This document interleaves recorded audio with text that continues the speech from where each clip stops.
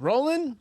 We're on. I got Queen V, the realist in the building. What up, dog? How you doing today? I'm doing wonderful. Blessed to be here. I made it. I love your hat. Yes, I love the way you thank you put so everything much. together. The hair, everything is Thank beautiful. you so much, Rolling and Bowling. Thank you. Is this your company or is it just a No, shirt? this somewhere where I go to eat. Oh, Shout okay. out to Zane's. Okay, that cool. Lebanese food.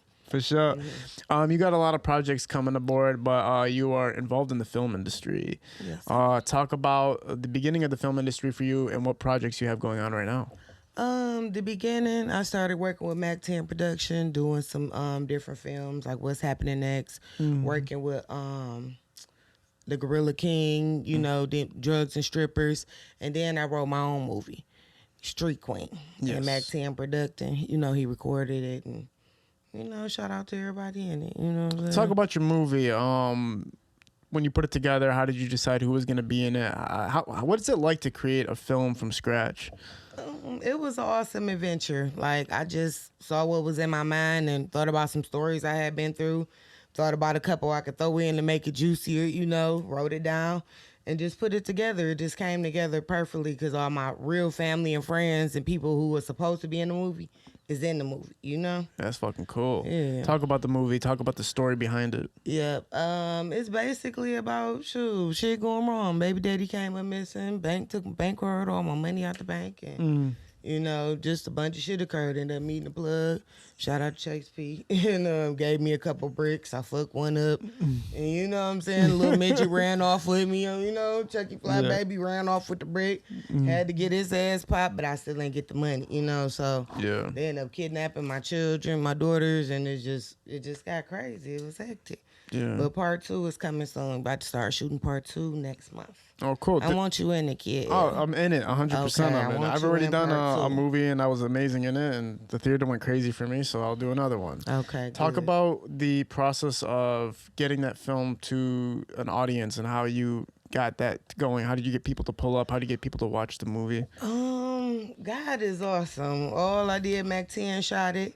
He got me the movie. I put it on YouTube, and it just is like at over 400K right now. Oh, excellent. So yeah, it's going up there. It's almost at 500K. But now I'm about to get the files from Mac 10 and get it edited. Again, shorten it up a little bit because the movie is 2 hours. Okay. So shorten it up a little bit, and then I'm gonna have it on Tubi and Roku. I mean, all platforms. Cool. Just like my music.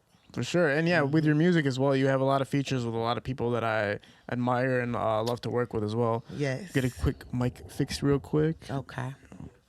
Thank you.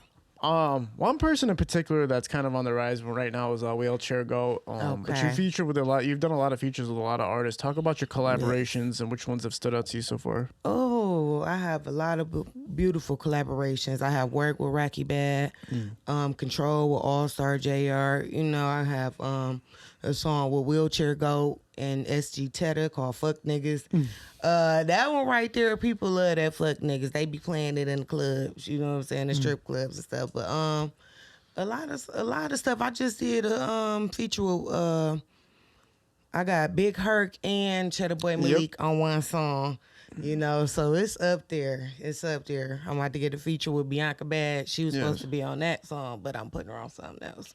Oh, cool. So I got a lot of stuff going on. Stretch Money, got a song with him, Yeah. But the one I love right now is that one with Cheddar Boy Malik and Big Herc, back to back. We about to shoot this video. Me and BMF Gangsta about to do the videos back to back because he got one with Lil Herc. Okay, You cool. know what I'm saying? So we gonna do them back to back like that.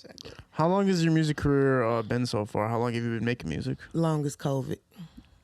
So not too long. Yep, it's been like right after COVID started. What made you decide to hop into the game now? Bars or battles. Big homie bars like, your voice. I just moved back to Michigan and he like, your voice, you got to do something with it. Radio, TV, do something.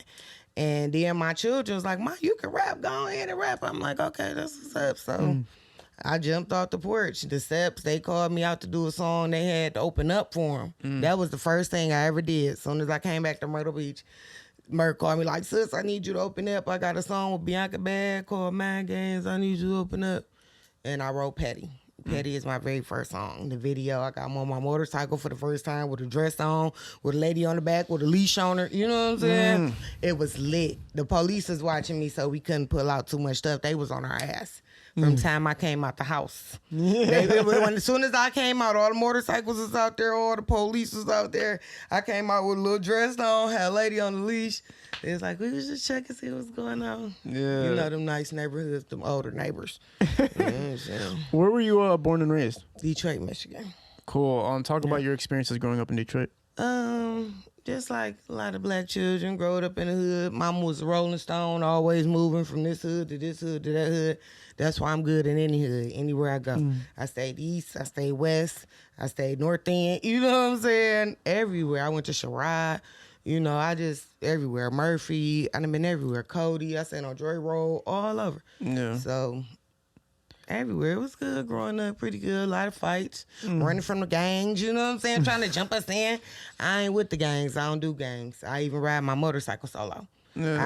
I ride with y'all. You know, you got to click, y'all cool. I ride with you. We can go out of town, whatever, but I don't join groups. What made you make a lot of people fall into the, not the trap, but obviously into that kind of routine or kind of into that lifestyle of being a part or associated with a gang or something like that. How did you know consciously to stay away from it? Cause I knew my mom was gonna whip my ass. It's like plain and simple. Was gonna get my ass beat. If I came home beat up, I'm getting my ass beat. If I come home in the gang, I'm getting my ass beat. You know what I'm saying? It's just common sense. I don't want to join the gang. I don't like groups. I've always been a loner. Besides my first cousins, you know, it was just me, my little sister. You know. Let's say you getting on my nerves with that little piece of hair on your eyelash. I want to fix it. Oh, I can get it. Oh, it might actually be stuck on there. Hold on, let me see. It's gone. It's gone. Thank you. Back to you. Yeah. No, it's not. Because I think it's actually like stuck there. Like no, it's on your eyelash. My bad. It's all You're good. taking away from my interview. I just drove too long to go through this. You know. Get yourself together. Okay, I'm back. Lights and action.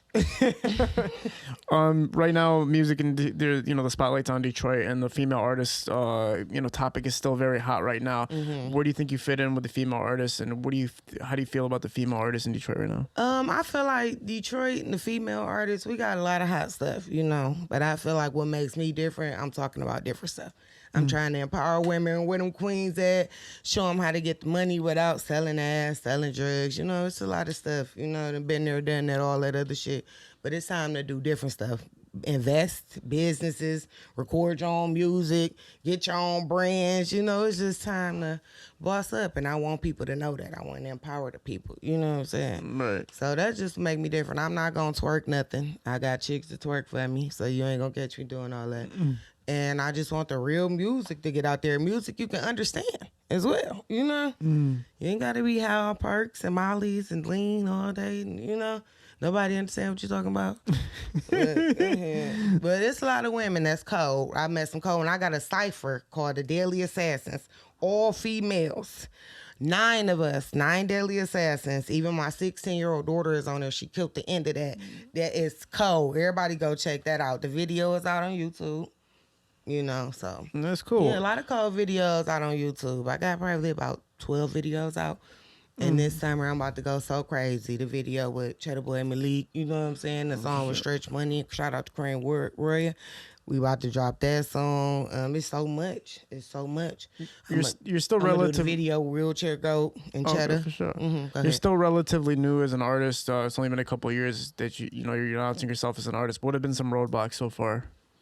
Just running into the bullshitters, you know, the people that try to take your money and run game and lose your files and just different stuff, you know, say they gonna record you and don't, and it's just small stuff. Just have your paperwork together, you know, and get you a manager like I just did. I've been doing it by myself this whole time, but now I just got a manager and I'm finding it to be productive. He told me to hit you up, you know. I'm like, I'll be hollering at kid. He done played my music on your live a couple times. 2 songs back to back. And you like my shit.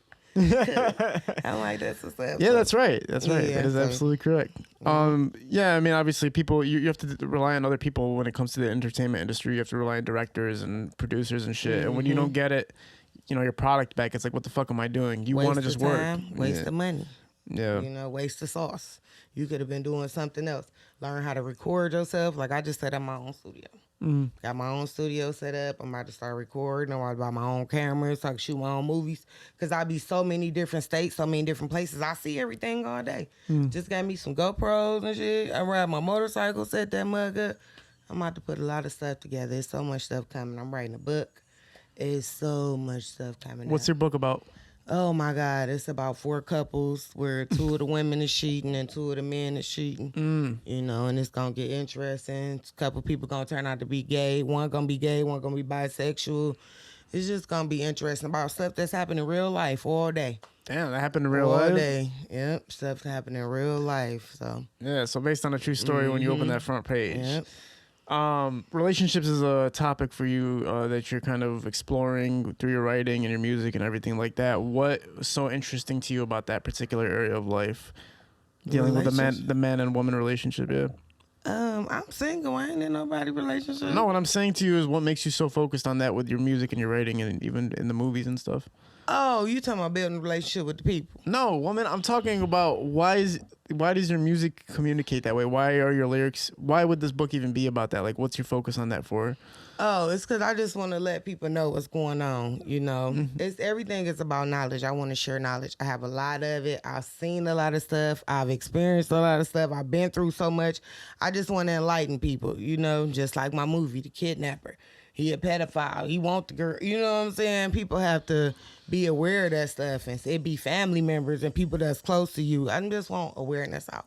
That's the bottom line. People talking about bull crap. Why can't I tell true stories? Right. Like the stuff that I've been hearing lately, you know, driving my transportation company, the stories are extraordinary. I need people to know this stuff.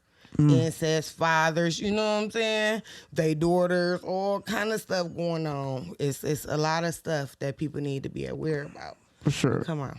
Now you have kids and you're divorced. How does that balance into your career? How do you manage both at the same time?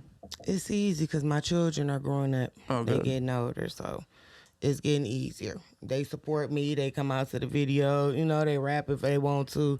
It's all coming together. And being single and divorced, that's better. I don't have to worry about nobody clock watching me, you know. So, yes. Okay, Everything's obviously coming clock together. watching you and shit like that. Was that part of the reason for you getting a divorce? No. Oh, No, it wasn't. Okay. 'Cause he was doing his thing, driving, working, Greyhound. I was doing my thing, going to school, nursing and stuff. It wasn't that. Just personal differences. What advice could you? How long were you married for? 7 years. Okay, what advice can you give to anybody that goes through a marriage and a divorce, or you're just going through a marriage and how to make it work? Try your best to make it work. Marry for love, not for money, because that it really don't work. And communication is the key. And try to make it work. And if it just can't work, you know, you getting beat down, stabbed, and all kind of stuff, getting stumped to death, you gotta leave, and you gotta be strong, and you can do it solo. Right. You don't always need a significant other, but some people don't know how to live without a significant other. You're right. A lot of men have been talking about that lately. How it's like it takes all this money and shit to get a girl to be in love with you. But you just said that money. You shouldn't marry for money. Talk about No. that a little bit. You shouldn't marry for money because it's the wrong thing. Like, I had a couple situations where elderly men want to try to marry me. Like, you'll be set for life. I got disability. You know what I'm saying? I've been in veterans and all this. 2 and 3 check. Your children can go to college for free. It's not going to work out because I don't love you. And if I'm sitting up waiting on you to die and inherit something, I might go before you. You see what I'm saying? So I won't never get to see it anyway. So I just feel like you might as well marry for love and be happy. Because money can't buy happiness. How many people can agree to that? You can try to buy some shit, you know, like you trying to buy somebody right now. You probably bought that Benz for it and crashed it because it was. Anyway, money don't buy happiness. You have to genuinely love somebody for it to work. Other than that, let it go. For sure. Have sex with them and just keep on going. Music for you right now, is it the main focus or the movies, or is the movie main focus, or are you just balancing everything at once right now? The music was my main focus. That's why I have so many songs already recorded. So many songs already out that people are already sleeping on. So there's so much stuff they need to be aware of, like videos like Hot Mama, you know, songs like Control with All Star JR work. So I'm working on videos this summer and the movie. So it's all gonna come together. It's all coming together. For sure. What do you see maybe in a year from now or 2 years from now? Where do you see everything lining up for you? A lot of money in the bank, all legit, Yeah. legal. Now You know. you're a businesswoman too, right? Yeah. So talk about your businesses. I have the Realist Entertainment LLC. That's for my, rapping for my company. I have the Glass City Finance Transportation. I just started up. It's just you got to do stuff legit because you have to leave something for your children and their children. I'm trying to invest in the future. Everything I'm doing now is to pass the torch to my baby, so they don't have to go hard. They don't have to grow up in the ghetto and worry about all the stuff I did. Seeing the stuff I just think. No. I was always an interesting topic for me when people say that they don't want their kids to live the life that they, have to go through. But then I always wonder, like, does that mean you're working your ass off so much that you don't have even time to pay attention to them? No. Because it all come together. Most of the time, they be with me doing stuff. Okay. Shooting the video, going shopping, going take pictures. We spend a lot of time together. I take a vacation, then I take them on vacation. I take a vacation, then I take them. So we spend a lot of time. It works out. So you're good at managing things at the end of the day. So that's how you're so good at, you're going to be able to do this movie, write this book, and make this music, and everything's just going to come together. And they going to be all a part of it. I got my daughter. She making my logos and stuff. It's all coming together. My son, 9, he making beats for me on his cell phone. I'm like, it's just all going to come together. Who's your biggest inspiration? Old or new? Anything. Hey, I love DMX. I've always loved DMX.